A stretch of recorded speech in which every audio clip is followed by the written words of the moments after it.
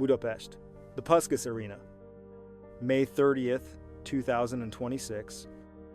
Gabriel Magalhães walks to the penalty spot. Arsenal's Champions League final against PSG has gone to a shootout. This is the last kick. He misses. PSG win 4-3 on penalties. Arsenal have lost another Champions League final 20 years after the first one. But this isn't that story. This is the story of the first time. Paris, 2006. A team nobody believed in went 995 minutes without conceding a Champions League goal. They were 14 minutes from becoming champions of Europe, then 14 minutes took everything away. Summer 2005. Arsenal sell Patrick Vieira to Juventus. Not just any player, the captain of the Invincibles. The heartbeat of the team that went an entire Premier League season unbeaten. Gone, eh? And nobody in English football seems to care. The club that went unbeaten has just lost its leader. Chelsea have just won the league under Mourinho, spent over £100 million doing it. Liverpool have just won the Champions League in Istanbul, the greatest comeback in European Cup history. Arsenal, the English press writes them off. Yesterday's side. It's easy to forget how fast English football moves on. One season without a trophy, and they bury you. Arsene Wenger has no money. The Emirates Stadium is under construction, every penny locked into concrete and steel. So he builds with what he has. Free transfers, teenagers. Cesc Fabregas is 18, Matthew Flamini is 22, Felipe Senderos is 21. A squad caught between two eras. The spine is aging. Campbell is 31, Bergkamp is 36, Pyers is 32. And the replacements? Teenagers who have never played a Champions League knockout match. And this is Highbury's final season. Arsenal's home for 93 years. The marble halls, the claw camp, the North Bank. Every corner of that ground holds a memory. The club wears a special red currant kit all season, a tribute to the colors worn in their first year at Highbury in 1913. The Champions League run will transform a goodbye into a quest. One last chance to give Highbury the ultimate send-off. Every match that season carries the weight of a farewell. But domestically, Arsenal are struggling. They will finish fourth on the final day. Henry needs a hat-trick against Wigan, and Tottenham need to lose to West Ham. Both things happen, barely. Nobody expects Arsenal to do anything in Europe. Chelsea, Barcelona, AC Milan, Real Madrid, Juventus, Bayern Munich, all ranked ahead. Arsenal aren't even among the top 8 favorites. The Champions League is an afterthought. And that's what makes what happens next so difficult to explain. The European campaign begins. Group B, Thun, Ajax, Sparta Prague. Arsenal win 5 and draw 1. Dennis Bergkamp scores in the opening match against Thun, the Dutch Masters' final European campaign. People remember the big goodbyes. Bergkamp's was barely a whisper. That's how most legends leave. Henry dominates the group. Van Persie announces himself with 2 goals against Sparta Prague. And the clean sheets start stacking. From mid-group stage onward, Arsenal simply stop conceding. The 995-minute clock begins. Nobody's counting, not yet. Wenger's European shape is a 4-5-1. 5-man midfield, shielding a compact back 4, Henry alone up front. Gilberto Silva sits at the base. He fills the void Vieira left with quiet, relentless discipline, built to absorb pressure, then strike on the counter. It isn't beautiful, but it works. Nobody outside of Arsenal notices what's quietly building. And then comes the draw that changes everything. Round of 16, Real Madrid. The Galacticos, Zinedine Zidane, Ronaldo, Raul, David Beckham, Iker Casillas, Sergio Ramos. The most expensive squad in world football against a team that couldn't afford to buy anymore. You look at that Real Madrid team on paper and you think, how does Arsenal even compete? That's the whole point of this story. Santiago Bernabeu. First leg, Henry picks up the ball inside his own half. He glides past Guti, shrugs off Ronaldo, beats Ramos, beats Mejia, slots past Casillas. One of the greatest Champions League goals ever scored. 1, nil Arsenal at the Bernabeu. Second leg at Highbury, 0-0. Professional, controlled. Wenger's defensive shape doesn't give Real Madrid an inch. Arsenal win 1, Milan aggregate. 0 goals conceded across both legs against Zidane, Ronaldo, Raul, and Beckham. 0. All of Europe starts paying attention. This isn't a fluke. Arsenal aren't underdogs anymore. They're a genuine threat. And the clean sheet streak keeps growing. 7 consecutive matches now. Nobody has scored against this team in Europe. You think the story is about the goals Arsenal score. It isn't. It's about the goals they don't concede. Quarter-final, Juventus.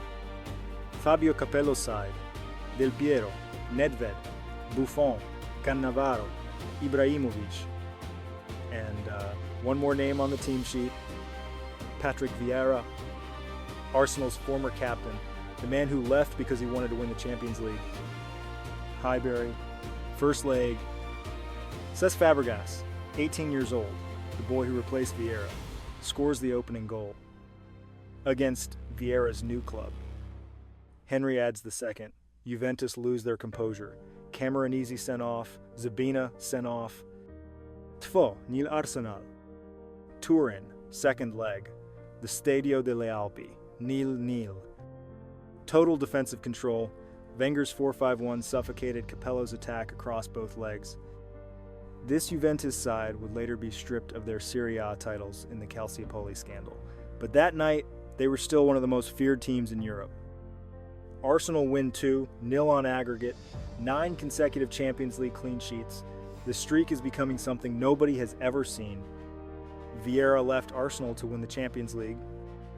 His 18-year-old replacement just knocked his new club out.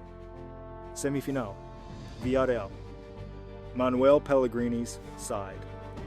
Riquelme, Forlan, the best team Villarreal has ever produced. First leg at Highbury. Kolo Touré scores the only goal. 1-0. El Madrigal. Second leg. Villarreal come at Arsenal for 89 minutes, wave after wave. 0-0 heading into stoppage time. 90th minute. Penalty to Villarreal. Riquelme steps up. Lehmann dives right. Saves it. 10 consecutive clean sheets. 995 minutes without conceding a Champions League goal. A record. Arsenal are in the final. And then comes the night that changes everything. Stade de France, Paris, May 17th, 2006. Arsenal against Barcelona. Ronaldinho, the 2005 Ballon d'Or. Eto'o, Deco, Puyol, Xavi. Iniesta is 21, sitting on the bench. Messi is 18, injured and not in the squad. Barcelona are entering a dynasty. Arsenal are saying goodbye. Think about what that means. One side is building something that will dominate for a decade.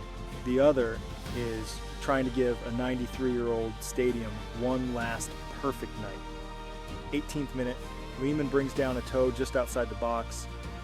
Red card. The first red card in the history of the European Cup final. Wenger has to sacrifice an outfield player. He chooses Pires. Robert Pires walks off the pitch. 18 minutes. That's all he gets of the match. He trained his whole career to play. It is the last time he will ever wear an Arsenal shirt. You have to wonder what goes through a player's mind in that moment. 18 minutes of a Champions League final, and then it's over. Not because of anything you did. 37th minute. Henry, free kick. Sol Campbell rises above everyone. Header, goal. 1-0 Arsenal. 10 men leading in a Champions League final. 995 minutes, still intact. And now Arsenal defend. Wenger's 4-5-1 becomes a 4-4-1. Then something closer to a 5-4-0. Everyone behind the ball. Every clearance matters. Every block. Every second. Barcelona have 70% of the ball Ronaldinho drifts left, right, central, searching for a crack that doesn't exist. 72 minutes of holding on with 10 men against the best attack in world football. And for 72 minutes, it works. Not comfortably, not elegantly, but it works. 61st minute, Rijkaard makes a substitution. Henrik Larsson, 34 years old, playing his final match for Barcelona. 76th minute, Larsson finds Eto'o, finish, 1-1, 995 minutes, over. 81st minute, Larsson again, Belletti, 2-1. Larsson, in his final match for Barcelona, assisted both goals. 14 minutes, from 1-0 up to 2-1 down. The man who was leaving destroyed the team that was hoping to arrive. Not with pace, not with trickery, with two simple passes. The dream is dead. Full time. Henry sits alone on the pitch. The Stade de France empties around him. He doesn't move. Maybe that's what the Champions League does. It doesn't just beat you. It shows you exactly what you almost had. 20 years. Highbury is now apartments. The Emirates stands where the old car park used to be. Wenger leaves. Henry retires. Pires moves on. Campbell, Ljungberg, Bergkamp, all gone. The players who built the 2006 run dispersed. Cole to Chelsea, Fabregas eventually to Barcelona, Henry to Barcelona. The squad that overachieved was never replaced with one that could do it again. The Emirates brought financial stability, but years of austerity. Other clubs have lost Champions League finals and come back. Arsenal never did. It's strange to think that 995 minutes became a monument, not to success, to what might have been Budapest, 2026. Arsenal rebuild from the ground up.